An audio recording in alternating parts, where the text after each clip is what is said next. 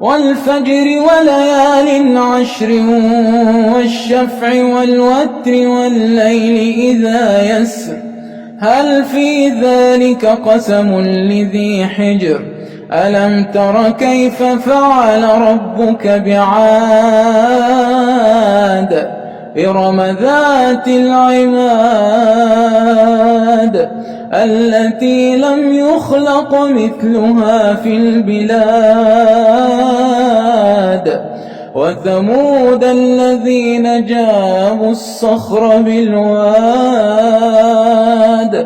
وثمود الذين جابوا الصخر بالواد وفرعون ذي الأوتاد الذين طغوا في البلاد فأكثروا فيها الفساد فصب عليهم ربك سوط عذاب إن ربك لبالمرصاد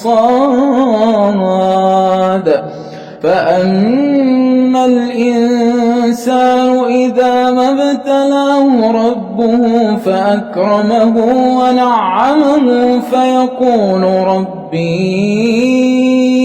أكرمن وأما إذا ما ابتلاه فقدر عليه رزقه فيقول ربي أهانن كلا بل لا تكرمون اليتيم ولا تحاضون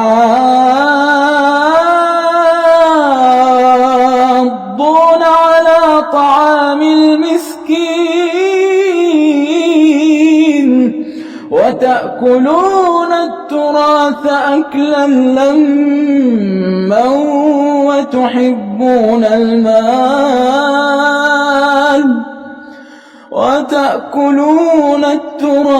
أكلا لما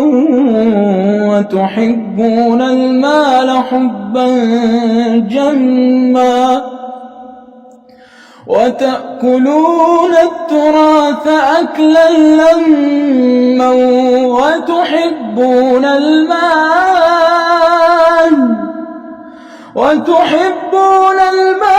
حبا جما كلا إذا دكت الأرض دكا دكا وجاء ربك والملك صفا صفا وجيء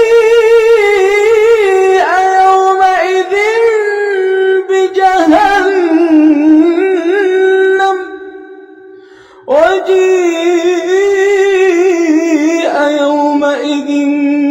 بجهنم يومئذ يتذكر الإنسان وأنى له الذكرى يقول يا ليتني قدمت لحياتي فيومئذ لا يعذب عذابه أحد ولا يوثق وثاقه أحد يا أيتها النفس المطمئنة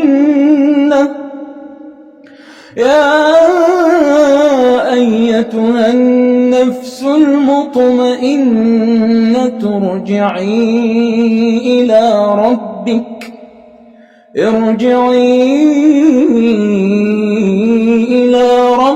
راضية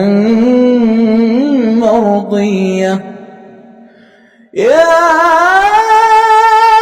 أيتها النفس المطمئنة